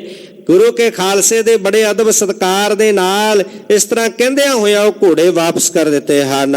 ਸ਼ਿਆਮ ਸਿੰਘ ਕੇ ਉਨ ਰੱਖ ਲਏ। ਤੇ ਹੁਣ ਜਿਹੜੇ ਬੁੱਢਾ ਦਲ ਦੇ ਸਰਦਾਰ ਸਨ ਸ਼ਿਆਮ ਸਿੰਘ ਜੀ, ਜਥੇਦਾਰ ਸ਼ਿਆਮ ਸਿੰਘ, ਹੁਣ ਉਹਨਾਂ ਦਾ ਘੋੜਾ ਜਿਹੜਾ ਸੀ ਉਹ ਰੱਖ ਲਿਆ। ਕਿਉਂਕਿ ਭਾਈ ਸੁਖਾ ਸਿੰਘ ਜੀ ਆਪਣੇ ਆਪ ਨੂੰ ਉਹਨਾਂ ਦਾ ਪੁੱਤਰ ਅਖਵਾਉਂਦੇ ਸਨ, ਪਿਤਾ ਦੇ ਸਮਾਨ ਜਾਣਦੇ ਸਨ, ਆਪਣਾ ਪੁੱਤਰ ਸਦਵਾਉਂਦੇ ਸਨ ਉਹਨਾਂ ਤੋਂ ਕਿ ਮੈਂ ਉਹਨਾਂ ਦਾ ਪੁੱਤਰ ਹਾਂ। ਤੇ ਪੁੱਤਰ ਫਿਰ ਆਪਣੇ ਪਿਓ ਦੀ ਜਾਇਦਾਦ ਦਾ ਮਾਲਕ ਹੁੰਦਾ ਹੈ। ਹੁਣ ਜਦੋਂ ਭਾਈ ਸ਼ਿਆਮ ਸਿੰਘ ਦੇ ਜਿਹੜੇ ਘੋੜੇ ਆਏ, ਉਹ ਭਾਈ ਸੁਖਾ ਸਿੰਘ ਜੀ ਨੇ ਪਿਤਾ ਵਾਲਾ ਰਿਸ਼ਤਾ ਜਾਣਦੇ ਆ, ਪੁੱਤਰ ਦਾ ਹੱਕ ਜਾਣਦਿਆਂ ਹੋਇਆਂ ਉਹ ਘੋੜੇ ਰੱਖ ਲਏ ਹਨ। ਸ਼ਿਆਮ ਸਿੰਘ ਕੋ ਬੇਟੂ ਕਹਾਵੇ। ਕਿਉਂਕਿ ਭਾਈ ਸ਼ਿਆਮ ਸਿੰਘ ਦੇ ਪੁੱਤਰ ਕਹਾਉਂਦੇ ਸਨ ਭਾਈ ਸੁਖਾ ਸਿੰਘ ਜੀ। ਕਹਾਂ ਕਮੀ ਉਸ ਘੋੜ ਨੇ ਆਵੇ। ਤੇ ਜਿਹੜਾ ਸ਼ਿਆਮ ਸਿੰਘ ਬੁੱਢਾ ਦਲ ਦਾ ਜਥੇਦਾਰ ਸੀ ਤੇ ਉਹਦਾ ਪੁੱਤਰ ਸਦਵਾਉਂਦਾ ਹੋਵੇ ਭਾਈ ਸੁਖਾ ਸਿੰਘ, ਉਹਨੂੰ ਕੋਈ ਘੋੜਿਆਂ ਦੀ ਕਮੀ ਆ ਸਕਦੀ ਹੈ? ਉੱਥੇ ਕੋਈ ਘੋੜਿਆਂ ਦੀ ਕਮੀ ਨਹੀਂ ਆ ਸਕਦੀ। ਦੋਹਰਾ ਸਾਖੀ ਸੁਖਾ ਸਿੰਘ ਕੀ, ਸੁਨੀ ਸੁਦਈ ਲਿਖਾਏ। ਭਾਈ ਸੁਖਾ ਸਿੰਘ ਦੇ ਬਾਬਤ ਜਿਵੇਂ ਸਾਖੀ ਸੁਣੀ, ਭਾਈ ਰਤਨ ਸਿੰਘ ਜੀ ਭੰਗੂ ਲਿਖਦੇ ਨੇ ਕਿ ਜਿਵੇਂ ਮੈਂ ਉਹ ਸਾਖੀ ਸੁਣੀ, ਉਸਾਂ ਤਰ੍ਹਾਂ ਦੇ ਨਾਲ ਮੈਂ ਉਹ ਸਾਖੀ ਜਿਹੜੀ ਇੱਥੇ ਲਿਖਵਾ ਦਿੱਤੀ ਹੈ। ਰਤਨ ਸਿੰਘ ਔਰ ਕਹੇਗੋ, ਸੋਈ ਸੁਨੋ ਚਿਤ ਲਾਏ। ਭਾਈ ਰਤਨ ਸਿੰਘ ਭੰਗੂ ਕਹਿੰਦੇ ਭਾਈ ਸੁਖਾ ਸਿੰਘ ਦੀ ਬਹਾਦਰੀ ਜਿਹੜੀ ਹੈ ਉਹਦੇ ਬਾਬਤ ਮੈਂ ਅੱਗੇ ਹੋਰ ਵੀ ਜਿਹੜਾ ਉਹ ਕਹਾਂਗਾ, ਗੁਰੂ ਕਾ ਖਾਲਸਾ ਉਹਨੂੰ ਚਿੱਤ ਲਾ ਕੇ ਸੁਣਨਾ ਕਰੇ। ਦੋਹਰਾ ਫਿਰ ਵਿੱਚ ਸਿੰਘ ਹੱਥ ਕੱਟੇ, ਮਾਰੇ ਦੁਸ਼ਟਨ ਤਾਏ। ਹੁਣ ਇਸ ਪ੍ਰਕਾਰ ਦੇ ਨਾਲ ਗੁਰੂ ਕਾ ਖਾਲਸਾ ਜਿਵੇਂ ਮੌਕਾ ਲੱਗਦਾ ਉਸੇ ਤਰ੍ਹਾਂ ਹੱਥ ਮਾਰਦਾ ਹੈ। ਇਹਨਾਂ ਤੇ ਚੜ੍ਹਾਈ ਕਰਕੇ ਇਹਨਾਂ ਦੇ ਕੋਲੋਂ ਮਾਲ ਅਸਬਾਬ ਜਿਹੜਾ ਪਠਾਨਾਂ ਦੇ ਕੋਲੋਂ, ਗਿਲਜਿਆਂ ਕੋਲੋਂ ਲੁੱਟ ਲਿਆਉਂਦਾ ਹੈ। ਆਗੇ ਪਾਛੇ ਹੋ ਲੜੇ, ਨੇ ਮੁਗਲ ਪਠਾਨਨ ਕਛੂ ਬਸਾਏ। ਗੁਰੂ ਕੇ ਖਾਲਸੇ ਦੀ ਜਿਹੜੀ ਲੜਾਈ ਹੈ ਉਹਦਾ ਭੇਦ ਹੀ ਨਹੀਂ ਆਉਂਦਾ ਪਠਾਨਾਂ ਨੂੰ, ਗਿਲਜਿਆਂ ਨੂੰ, ਕਿ ਲੜਾਈ ਕੈਸੀ ਹੈ। ਅੱਗੋਂ ਪਿੱਛੋਂ ਹੋ ਕੇ ਲੜਾਈ ਕਰਦੇ ਨੇ।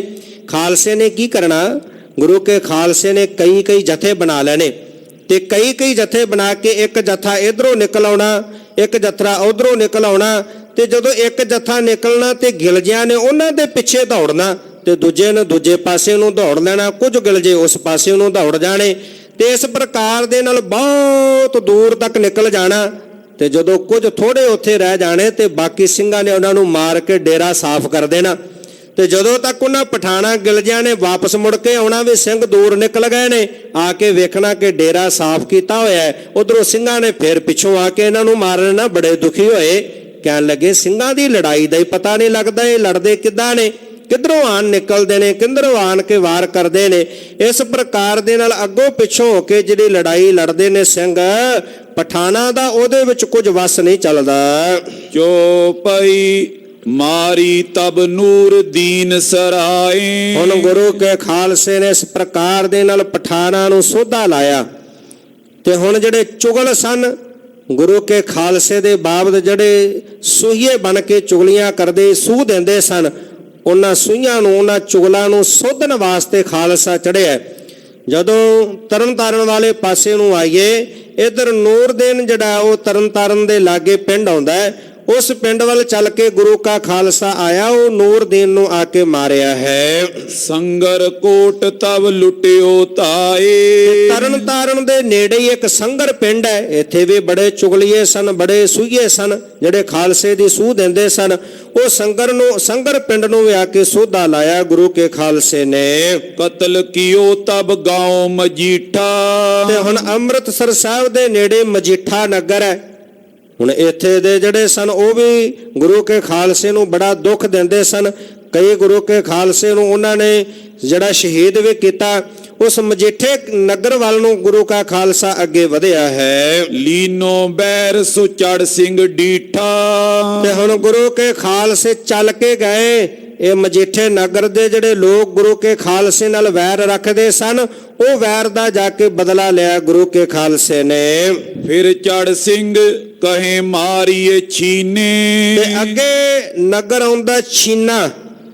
ਗੁਰੂ ਕਾ ਖਾਲਸਾ ਕਹਿਣ ਲੱਗਾ ਹੁਣ ਛੀਨੇ ਨਗਰ ਦੇ ਵਿੱਚ ਜਾ ਕੇ ਉਹਨਾਂ ਨੂੰ ਮਾਰਨਾ ਕਰੀਏ। ਕਰਮ ਧਰਮ ਸਿੰਘ ਬੈਰ ਚਹਿ ਲੈਨੇ। ਹੁਣ ਇੱਥੇ ਕਰਮ ਸਿੰਘ ਧਰਮ ਸਿੰਘ ਸੀ। ਗੁਰੂ ਕੇ ਖਾਲਸੇ ਬੜੇ ਸੂਰਮੀਰ, ਬੜੇ ਬਲੀ ਯੋਧੇ ਸਨ, ਸੂਰਮੇ ਸਨ। ਇਹ ਛੀਨੇ ਪਿੰਡ ਦੇ ਵਿੱਚ ਇੱਕ ਕਰਮਾ ਨਾਂ ਦਾ ਜਿਹੜਾ ਸੂਹੀਆ ਰਹਿੰਦਾ ਸੀ। ਇਹਨੇ ਜਿਹੜਾ ਸੀ ਉਹ ਦੋਵਾਂ ਸੂਰਮਿਆਂ ਨੂੰ ਜਿਹੜਾ ਸ਼ਹੀਦ ਕਰ ਦਿੱਤਾ।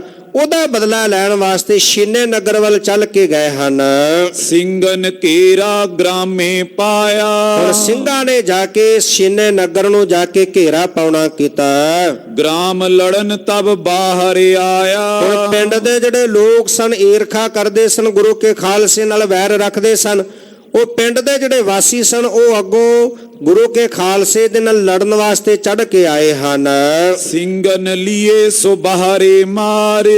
ਜਦੋਂ ਚੜ ਕੇ ਆਏ ਗੁਰੂ ਕੇ ਸਿੰਘਾਂ ਨੇ ਬਾਹਰ ਆਉਂਦੇ ਇਹਨਾਂ ਨੂੰ ਮਾਰ ਲਿਆ ਹੈ। ਸਾਥ ਬੜੇ ਸਿੰਘ ਤਿੰਨ ਕੇ ਨਾਰ। ਤੇ ਜਿਹੜੇ ਕੁਝ ਬਚੇ ਜਾਨਾਂ ਬਚਾ ਕੇ ਦੌੜ ਕੇ ਪਿੰਡ ਵਿੱਚ ਵੜੇ। ਇਹਨਾਂ ਦੇ ਮਗਰੇ ਸਿੰਘ ਵੀ ਜਿਹੜੇ ਉਹ ਨਗਰ ਦੇ ਵਿੱਚ ਜਾ ਵੜੇ ਹਨ। ਲੂਟ ਕਰੀ ਉਹ ਕਟੇ ਬਹੁ ਤੇਰੇ। ਹੁਣ ਪਿੰਡ ਦੇ ਨਗਰ ਦੇ ਵਿੱਚ ਵੜ ਕੇ ਸਿੰਘਾਂ ਨੇ ਲੁੱਟ ਕੇ ਤੇ ਜਿਹੜੇ ਬਚੇ ਇਹਨਾਂ ਨੂੰ ਮਾਰਿਆ ਹੈ। ਜਾ ਕਰਕੇ ਸਜ਼ਾਵਾਂ ਦਿੱਤੀਆਂ ਇਹਨਾਂ ਨੂੰ। ਪਾਏ ਸਿੰਘਨ ਕਰਮੇ ਗੜ ਘੇਰੇ। ਤੇ ਹੁਣ ਜਿਹੜਾ ਕਰਮਾ ਸੀ ਜਿਹਨੇ ਗੁਰੂ ਕੇ ਸੂਰਬੀਰਾਂ ਨੂੰ ਸ਼ਹੀਦ ਕੀਤਾ ਸੀ, ਤਾਉੜ ਸੀ, ਸੂਹੀਆ ਸੀ। ਹੁਣ ਇਹ ਕਰਮੇ ਨੇ ਇੱਕ ਛੋਟਾ ਜਿਹਾ ਕਿਲਾ ਨੁਮਾ ਗੜੀ ਬਣਾਈ ਹੋਈ ਸੀ ਪਿੰਡ ਦੇ ਵਿੱਚ, ਉਹਦੇ ਵਿੱਚ ਰਹਿੰਦਾ ਸੀ। ਹੁਣ ਕਿਲੇ ਤੋਂ ਜਾ ਕਰਕੇ ਉਹ ਕਰਮੇ ਦੇ ਕਿਲੇ ਨੂੰ ਘੇਰਾ ਪਾਇਆ ਹੈ। ਦੋਹਰਾ ਤਬ ਕਰਮੇ ਨੇ ਜਾਣਿਓ ਸਿੰਘ ਅਬ ਛਾੜਤ ਨਾਏ। ਹੁਣ ਕਰਮੇ ਨੇ ਵੇਖਿਆ ਕਿ ਗੁਰੂ ਕਾ ਖਾਲਸਾ ਚੜ ਕੇ ਆ ਗਿਆ, ਹੁਣ ਛੱਡਣਗੇ ਨਹੀਂ, ਹੁਣ ਮੈਂ ਬਚ ਨਹੀਂ ਸਕਾਂਗਾ, ਹੁਣ ਗੁਰੂ ਕਾ ਖਾਲਸਾ ਮੈਨੂੰ ਨਹੀਂ ਛੱਡੇਗਾ। ਤੇਰਾ ਬਹੁਤ ਸੇ ਆਪਣੀ ਆਪੇ ਦਈ ਕਟਾਏ। ਇਹਦੇ ਘਰ ਦੇ ਵਿੱਚ 13 ਇਸਤਰੀਆਂ ਇਹਨੇ ਰੱਖੀਆਂ ਹੋਈਆਂ ਸਨ। ਬੜਾ ਜ਼ਾਲਮ ਬਿਰਤੀ ਦਾ ਸੀ ਤੇ ਵਿਕਾਰੀ ਬਿਰਤੀ ਦਾ ਸੀ।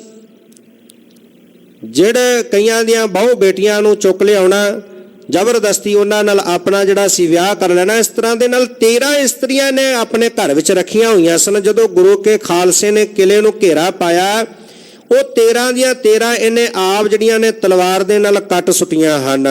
ਚੌਪਈ ਕਈ ਦਿਨਨ ਮੈਂ ਗੜੀ ਸੋ ਮਾਰੀ। ਕਈ ਦਿਨ ਹੁਣ ਗੜੀ ਨੂੰ ਘੇਰਾ ਪਿਆ ਰਿਹਾ। ਕਈ ਦਿਨਾਂ ਦੇ ਵਿੱਚ ਗੜੀ ਨੂੰ ਗੁਰੂ ਕੇ ਖਾਲਸੇ ਨੇ ਮਾਰਿਆ ਹੈ, ਕਾਬਜ ਹੋਏ ਹਨ। ਫਿਰ ਆਕੀ ਉਨ ਕਰੀ ਅਟਾਰੀ। ਤੇ ਹੁਣ ਉਹਨੇ ਬਾਗੀ ਹੋ ਗਿਆ, ਆਕੀ ਹੋ ਕੇ ਉਹਨੇ ਇੱਕ ਜਿਹੜੀ ਸੀ ਅਟਾਰੀ ਬਣਾਈ ਹੋਈ ਸੀ। ਜਦੋਂ ਵੇਖਿਆ ਕਿ ਗੁਰੂ ਕਾ ਖਾਲਸਾ ਗੜੀ ਦੇ ਉੱਤੇ ਕਾਬਜ ਹੋ ਗਿਆ, ਅੰਦਰ ਆਣ ਵੜੇ ਨੇ, ਉਹ ਜਿਹੜੀ ਉਹਨੇ ਅਟਾਰੀ ਬਣਾਈ ਸੋ ਉਸ ਅਟਾਰੀ ਦੇ ਵਿੱਚ ਜਾ ਵੜਿਆ ਹੈ ਕਰਮਾ। ਮੁੱਕ ਗਏ ਉਤੈ ਸਿੱਕਾ ਅਰ ਦਾਰੂ। ਹੁਣ ਲੜਦਿਆਂ ਲੜਦਿਆਂ ਜਿਹੜਾ ਇਹਦੇ ਕੋਲ ਕੋਈ ਦਾਰੂ ਸਿੱਕਾ ਸੀ ਉਹ ਚੱਲ ਚੁੱਕਾ ਸੀ, ਉਹ ਹੁਣ ਖਤਮ ਹੋਇਆ ਹੈ। ਲੱਗਿਓ ਢੀਮ ਸੋ ਸਿੰਘਨ ਮਾਰੂ। ਤੇ ਹੁਣ ਅੰਦਰੋਂ ਢੀਮਾਂ ਦੇ ਨਾਲ ਅਟਾਰੀ ਦੇ ਵਿੱਚ ਵੜਿਆ, ਜਿਹੜਾ ਅੰਦਰੋਂ ਢੀਮਾਂ ਮਾਰਨ ਲੱਗਾ, ਢੀਮਾਂ ਦੇ ਨਾਲ ਗੁਰੂ ਕੇ ਖਾਲਸੇ ਤੇ ਵਾਰ ਕਰਨ ਲੱਗਾ। ਤਬ ਸਿੰਘ ਚੜੇ ਅਟਾਰੀ ਉੱਚੀ। ਤੇ ਹੁਣ ਜਿਹੜੇ ਉਹ ਉੱਚੀ ਅਟਾਰੀ ਬਣਾਈ ਹੋਈ ਸੀ, ਉਹ ਉੱਚੀ ਅਟਾਰੀ ਦੇ ਉੱਤੇ ਗੁਰੂ ਕਾ ਖਾਲਸਾ ਜਾ ਚੜਿਆ ਹੈ। ਢੀਮਨ ਸੋ ਪਰ ਕੀਨੀ ਨੀਚੀ। ਹੁਣ ਗੁਰੂ ਕੇ ਖਾਲਸੇ ਨੇ ਵੀ ਮਾਰ ਮਾਰ ਕੇ ਢੀਮਾਂ ਜਿਹੜੀ ਉੱਚੀ ਅਟਾਰੀ ਸੀ ਉਹ ਭਰ ਲਈ, ਤੇ ਉਹ ਭਰ ਕਰਕੇ ਉਹਨੂੰ ਚੜ੍ਹਨ ਵਾਸਤੇ ਸੁਖਾਲਾ ਕਰ ਲਿਆ, ਉਹਨੂੰ ਉੱਚਾ ਕਰ ਲਿਆ। ਤਬ ਸਿੰਘਨ ਚੜ ਮੱਲੀ ਅਟਾਰੀ। ਸਿੰਘਾਂ ਨੇ ਅਟਾਰੀ ਦੇ ਉੱਤੇ ਚੜ ਕੇ ਅਟਾਰੀ ਨੂੰ ਜਾ ਮੱਲਿਆ ਹੈ। ਹੇਠ ਵੜਿਓ ਕਰਮਾ ਹੰਕਾਰੀ। ਹੁਣ ਜਦੋਂ ਵੇਖਿਆ ਕਿ ਸਿੰਘ ਤਾਂ ਅਟਾਰੀ ਤੇ ਵੀ ਆਣ ਚੜੇ ਨੇ, ਤੇ ਜਾਨ ਬਚਾ ਕੇ ਅਟਾਰੀ ਦੇ ਨੀਚੇ ਜਿਹੜਾ ਭੋਰਾ ਸੀ ਉਹ ਭੋਰੇ ਦੇ ਵਿੱਚ ਜਾ ਵੜਿਆ ਹੈ। ਫਿਰ ਸਿੰਘਨ ਵੈ ਛੱਤ ਸੁਟਾਈ। ਤੇ ਹੁਣ ਜਿਹੜੇ ਉਹ ਛੱਤ ਸੀ ਅਟਾਰੀ ਦੀ, ਗੁਰੂ ਕੇ ਖਾਲਸੇ ਨੇ ਸਿੰਘਾਂ ਨੇ ਉਹ ਛੱਤ ਨੂੰ ਢਾਉਣਾ ਸ਼ੁਰੂ ਕੀਤਾ ਹੈ। ਗੋਲੀ ਛਤਨ ਚੀਰ ਲੰਘਾਈ। ਹੁਣ ਉਹ ਛੱਤ ਨੂੰ ਪਾੜ ਕਰਕੇ ਗੋਲੀਆਂ ਚਲਾਉਣੀਆਂ ਸ਼ੁਰੂ ਕੀਤੀਆਂ। ਉਹ ਗੋਲੀਆਂ ਜਿਹੜੀਆਂ ਛੱਤ ਦੇ ਵਿੱਚੋਂ ਚੀਰ ਕਰਕੇ ਜਦੋਂ ਲੰਘੀਆਂ ਹਨ, ਤਬ ਉਨ ਜਾਨੀ ਬਚੇ ਸੁਨਾਈ। ਹੁਣ ਕਰਮਾ ਵੇਖਣ ਲੱਗਾ ਕਿ ਹੁਣ ਨਹੀਂ ਮੈਂ ਬਚ ਸਕਦਾ। ਗੁਰੂ ਕਾ ਖਾਲਸਾ ਟਾਰੀ ਤੇ ਚੜ ਗਿਆ, ਮੈਂ ਨੀਚੇ ਆ, ਤੇ ਉੱਤੋਂ ਵਾਰ ਕਰਦੇ ਨੇ, ਗੋਲੀਆਂ ਚਲਾਉਂਦੇ ਨੇ। ਹੁਣ ਕਿਸੇ ਤਰ੍ਹਾਂ ਦੇ ਨਾਲ ਵੀ ਬਚ ਨਹੀਂ ਸਕਦਾ, ਮੇਰੀ ਜਾਨ ਕਿਸੇ ਤਰ੍ਹਾਂ ਵੀ ਬਚ ਨਹੀਂ ਸਕਦੀ। ਆਪਣੋ ਕੀਨੋ ਪਾਏ ਪਛਤਾਈ। ਹੁਣ ਜਿਹੜਾ ਇਹਨੇ ਕੀਤਾ ਸੀ, ਕੀਤੇ ਦਾ ਫਲ ਪਾਉਣ ਲੱਗਾ। ਤੇ ਹੁਣ ਮਾਣੇ ਮਨ ਝੂਰਦਾ ਕਿ ਜਿਹੜੇ ਮੈਂ ਖੋਟੇ ਕਰਮ ਕੀਤੇ, ਗੁਰੂ ਕੇ ਖਾਲਸੇ ਨਾਲ ਵੈਰ ਰੱਖਿਆ, ਉਹਦਾ ਫਲ ਭੁਗਤਾਉਣ ਵਾਸਤੇ ਖਾਲਸਾ ਚੜ ਆਇਆ ਹੈ। ਜਾਣਿਓ ਇਹ ਅਬ ਛੱਡਤੇ ਨਾਈ। ਹੁਣ ਜਾਣ ਲਿਆ ਕਿ ਗੁਰੂ ਕਾ ਖਾਲਸਾ ਮੈਨੂੰ ਜਿਉਂਦਿਆਂ ਨਹੀਂ ਛੱਡੇਗਾ। ਖੋਟੇ ਕਰਮ ਕੀਏ ਥੇ ਤਾਈ। ਕਹਿਣ ਲੱਗਾ ਮੈਂ ਖੋਟੇ ਕਰਮ ਕੀਤੇ, ਮਾੜੇ ਕਰਮਾਂ ਦਾ, ਖੋਟੇ ਕਰਮਾਂ ਦਾ ਫਲ ਮੈਨੂੰ ਭੁਗਤਣਾ ਪਵੇਗਾ। ਤਬ ਸਿੰਘਨ ਸੋ ਕਈ ਉਨ ਬਾਤ। ਹੁਣ ਸਿੰਘਾਂ ਨੂੰ ਕਹਿਣ ਲੱਗਾ, ਜਦੋਂ ਵੇਖਿਆ ਕਿ ਹੁਣ ਬਚ ਤਾਂ ਮੈਂ ਸਕਦਾ ਨਹੀਂ, ਕੋਈ ਰਾਹ ਨਹੀਂ ਮੇਰੇ ਬਚਣ ਦਾ ਰਿਹਾ, ਕਰਮਾਂ ਦਾ ਫਲ ਮੈਨੂੰ ਭੋਗਣਾ ਪੈਣਾ, ਤੇ ਸਿੰਘਾਂ ਨੂੰ ਕਹਿਣ ਲੱਗਾ, ਹਮ ਸੰਗ ਕਰੋ ਅਕੱਲੋ ਹਾਥ। ਕਹਿਣ ਲੱਗਾ ਤੁਸੀਂ ਮੇਰੇ ਨਾਲ ਇਕੱਲੇ ਨਾਲ ਆ ਕੇ ਲੜੋ, ਇਕੱਲੇ ਨਾਲ ਇਕੱਲਾ ਆ ਕੇ ਮੁਕਾਬਲਾ ਕਰੋ। ਤੁਸੀਂ ਸਾਰੇ ਇਕੱਠੇ ਹੋ ਕੇ ਮੇਰੇ ਤੇ ਵਾਰ ਕਰਦੇ ਹੋ, ਮੇਰੇ ਇਕੱਲੇ ਦੇ ਨਾਲ ਆ ਕੇ ਇਕੱਲਾ ਸਿੰਘ ਜਿਹੜਾ ਉਹ ਲੜਨਾ ਕਰੋ। ਤਬ ਸੁੱਖਾ ਸਿੰਘ ਹੁਤੋ ਤਖਾਨ। ਭਾਈ ਸੁੱਖਾ ਸਿੰਘ ਜਿਹੜੇ ਤਰਖਾਨ ਭਾਈਚਾਰੇ ਚੋਂ ਸਨ, ਉਹ ਭਾਈ ਸੁੱਖਾ ਸਿੰਘ ਜੀ ਨੇ ਜਦੋਂ ਇਸ ਤਰ੍ਹਾਂ ਦੇ ਨਾਲ ਕਰਮੇ ਦੀ ਗੱਲ ਸੁਣੀ, ਮਾੜੀ ਵਾਲੋ ਪ੍ਰਗਟ ਜਹਾਨ।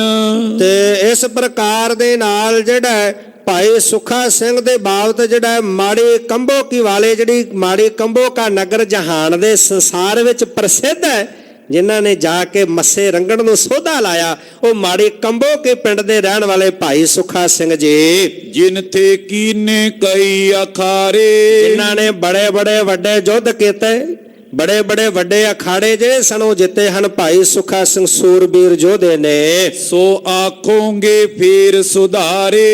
ਤੇ ਇਸ ਪ੍ਰਕਾਰ ਦੇ ਨਾਲ ਜਿਹੜਾ ਹੈ ਉਹ ਜਦੋਂ ਇਸ ਤਰ੍ਹਾਂ ਦੇ ਨਾਲ ਇਹਨੇ ਕਿਹਾ ਕਿ ਮੇਰੇ ਨਾਲ ਜਿਹੜਾ ਤੁਸੀਂ ਲੜਾਈ ਕਰੋ, ਤੇ ਭਾਈ ਸੁੱਖਾ ਸਿੰਘ ਜੀ ਬੋਲੇ, ਕਹਿਣ ਲੱਗੇ, ਉਨ ਕਹਿਓ ਕਰਮੇ ਆਓ ਮੋਹਿ ਪਾਈ। ਭਾਈ ਸੁੱਖਾ ਸਿੰਘ ਕਹਿਣ ਲੱਗੇ, ਕਰਮਿਆ ਤੂੰ ਇਕੱਲੇ ਨਾਲ ਲੜਨਾ ਚਾਹੁੰਦਾ, ਆ ਮੇਰੇ ਨਾਲ ਦੋ ਹੱਥ ਕਰ, ਮੈਂ ਇਕੱਲਾ ਹੀ ਤੇਰੇ ਨਾਲ ਆ ਕੇ ਤੇਰਾ ਮੁਕਾਬਲਾ ਕਰਾਂਗਾ, ਬਾਹਰ ਨਿਕਲ ਆ ਕੇ ਮੇਰੇ ਨਾਲ ਲੜਨਾ ਕਰ।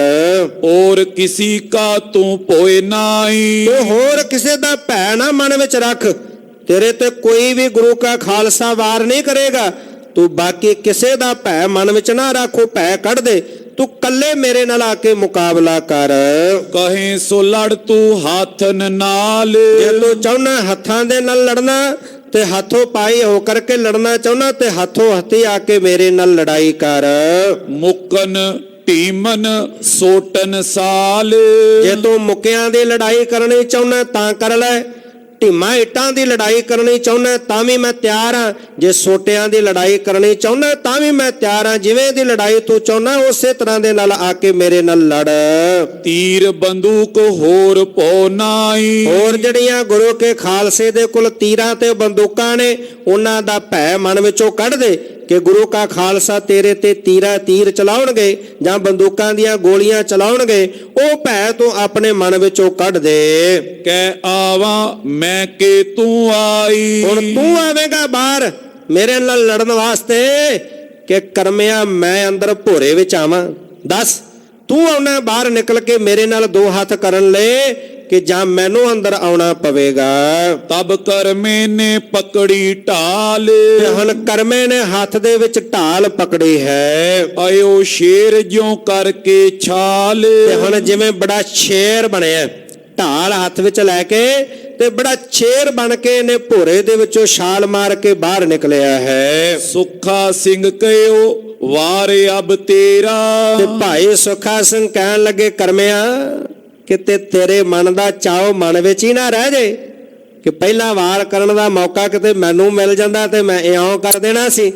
ਕਰਮਿਆ ਪਹਿਲਾ ਵਾਰ ਤੂੰ ਕਰ। ਇਸ ਤਰ੍ਹਾਂ ਦੇ ਨਾਲ ਭਾਈ ਸੁੱਖਾ ਸਿੰਘ ਜੀ ਕਹਿਣ ਲੱਗੇ, ਵਾਰ ਦੂਸਰਾ ਹੋਗਾ ਮੇਰਾ। ਪਹਿਲਾ ਵਾਰ ਕਰਨ ਦੀ ਵਾਰੀ ਤੇਰੀ ਹੈ, ਦੂਜਾ ਵਾਰ ਕਰਨ ਦੀ ਵਾਰੀ ਮੇਰੀ ਹੈ। ਇਸ ਤਰ੍ਹਾਂ ਦੇ ਨਾਲ ਪਹਿਲਾ ਵਾਰ ਕਰਨ ਦਾ ਮੌਕਾ ਦਿੱਤਾ ਹੈ। ਤਬ ਕਰਮੇ ਨੇ ਬਰਛੀ ਮਾਰੀ। ਤੇ ਹੁਣ ਕਰਮੇ ਨੇ ਬੜੇ ਫੁਰਤੀ ਦੇ ਨਾਲ ਜਦੋਂ ਭਾਈ ਸੁੱਖਾ ਸਿੰਘ ਨੇ ਵਾਰ ਕਰਨ ਦਾ ਮੌਕਾ ਦਿੱਤਾ, ਪਹਿਲਾ ਵਾਰ ਤੂੰ ਕਰ, ਕਰਮੇ ਨੂੰ ਕਿਹਾ, ਤੇ ਬੜੀ ਫੁਰਤੀ ਦੇ ਨਾਲ ਜਿਹੜੀ ਬਰਛੀ ਹੈ ਉਹ ਭਾਈ ਸੁੱਖਾ ਸਿੰਘ ਜੀ ਵੱਲ ਮਾਰੀ ਹੈ। ਸੁੱਖਾ ਸਿੰਘ ਪਰ ਢਾਲ ਸੰਭਾਰੀ। ਤੇ ਸੁੱਖਾ ਸਿੰਘ ਨੇ ਬੜੇ ਫੁਰਤੀ ਦੇ ਨਾਲ ਬੜੇ ਬਲ ਦੇ ਨਾਲ ਜਿਹੜੀ ਉਹ ਬਰਛੀ ਸੀ ਉਹਦਾ ਵਾਰ ਆਪਣੀ ਢਾਲ ਤੇ ਰੋਕ ਲਿਆ ਹੈ। ਫਿਰ ਸੁੱਖਾ ਸਿੰਘ ਤਲਵਾਰ ਚਲਾਈ। ਤੇ ਹੁਣ ਵਾਰੀ ਆਈ ਹੈ ਗੁਰੂ ਕੇ ਸੂਰਬੀਰ ਯੋਧੇ ਦੀ। ਭਾਈ ਸੁੱਖਾ ਸਿੰਘ ਨੇ ਫਿਰ ਦੂਸਰਾ ਵਾਰ ਜਦੋਂ ਤਲਵਾਰ ਦਾ ਕੀਤਾ ਹੈ, ਕਰਮਾ ਦੋ ਥਾਂ ਕੀਨੋ ਸਾਈ। ਇੱਕ ਵਾਰ ਦੇ ਨਾਲ ਕਰਮੇ ਦੇ ਦੋ ਟੁਕੜੇ ਕਰਕੇ ਧਰਤੀ ਤੇ ਸੁੱਟ ਦਿੱਤਾ ਭਾਈ ਸੁੱਖਾ ਸਿੰਘ ਜੀ ਨੇ।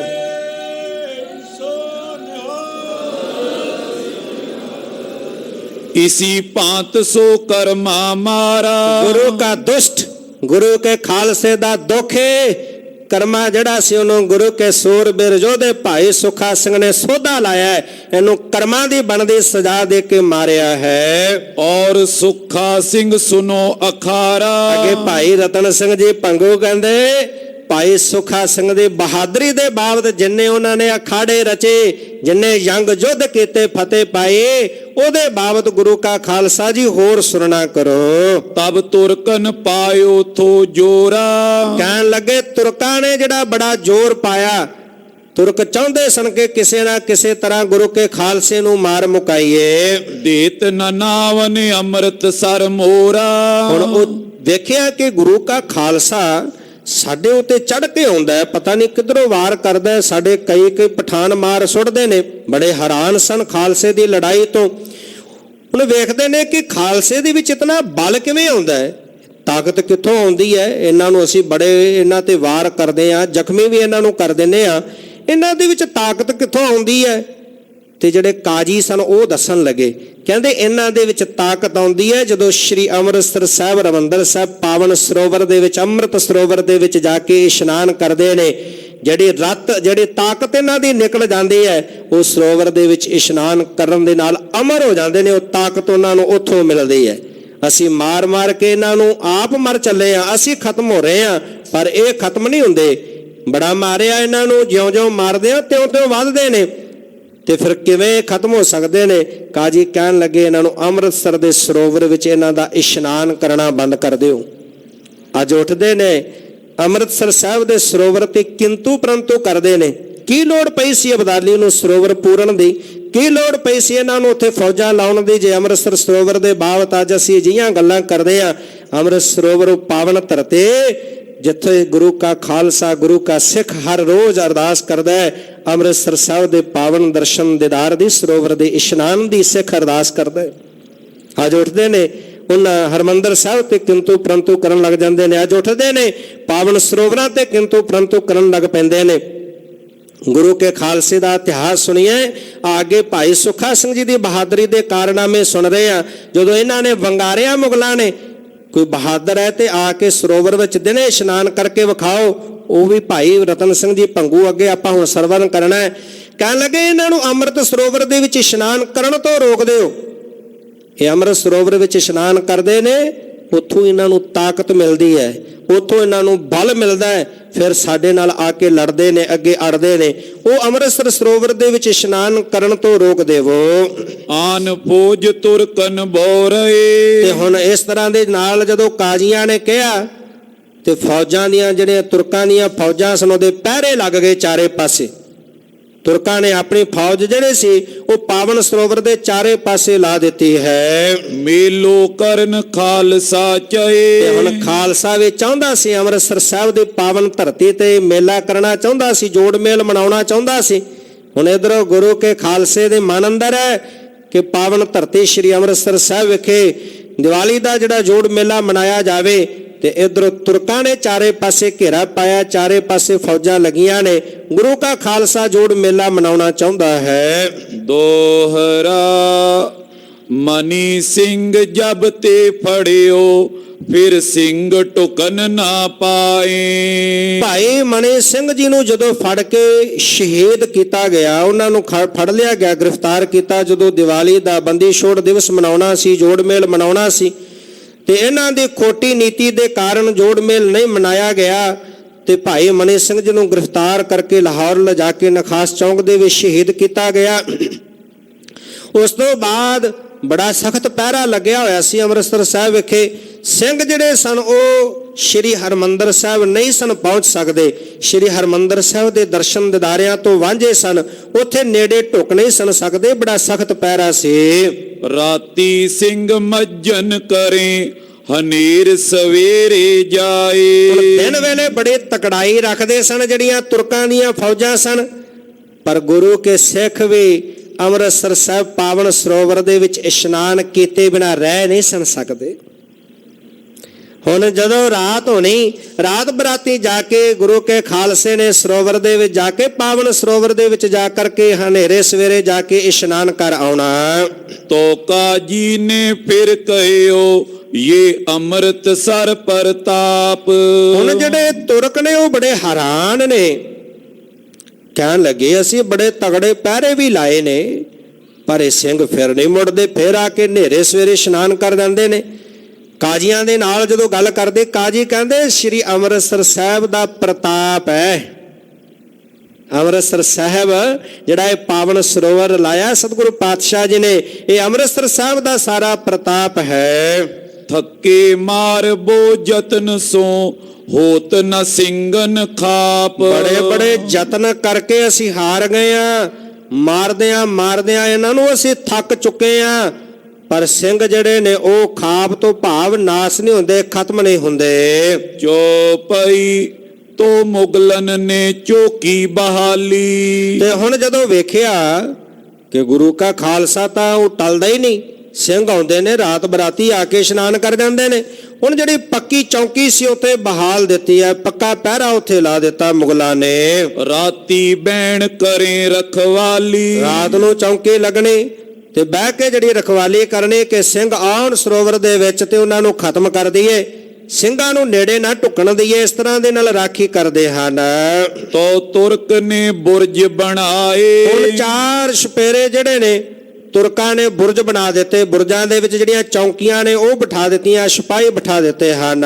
ਚਾਰੋਂ ਔਰ ਬੰਦੂਕ ਚੀਲਾ ਬਹਾਏ। ਚਾਰੇ ਪਾਸੇ ਸਰੋਵਰ ਦੇ ਬੁਰਜੀਆਂ ਬਣਾ ਕੇ ਪਹਿਰਾ ਲਾ ਦਿੱਤਾ, ਚੌਕੀਆਂ ਬਣਾ ਦਿੱਤੀਆਂ ਪੱਕੀਆਂ। ਉਹਨਾਂ ਦੇ ਵਿੱਚ ਜਿਹੜੇ ਬੰਦੂਕਚੀ ਸਨ, ਜਿਨ੍ਹਾਂ ਕੋਲ ਬੰਦੂਕਾਂ ਸਨ, ਉਹ ਜਿਹੜੇ ਸਨ ਪਹਿਰੇ ਦੇ ਉੱਤੇ ਬਿਠਾ ਦਿੱਤੇ ਹਨ। ਜੈ ਅੰਮ੍ਰਿਤ ਇਲ ਖੜਕੋ ਹੋਈ। ਕਿਉਂਕਿ ਜਦੋਂ ਅੰਮ੍ਰਿਤ ਸਰੋਵਰ ਦੇ ਵਿੱਚ ਆ ਕੇ ਕੋਈ ਇਸ਼ਨਾਨ ਕਰੇਗਾ ਤੇ ਜਲ ਦੇ ਵਿੱਚ ਖੜਾਕ ਆਵੇਗਾ, ਆਵਾਜ਼ ਹੋਵੇਗੀ ਜਲ ਦੇ ਇਸ਼ਨਾਨ ਕਰਨ ਦੇ ਨਾਲ। ਮਾਰੇ ਸ਼ਲਕ ਬੰਦੂਕਨ ਸੋਈ। ਤੇ ਉਦੋਂ ਹੀ ਗੋਲੀਆਂ ਦੀ ਬੁਛਾੜ ਕਰਦੇ।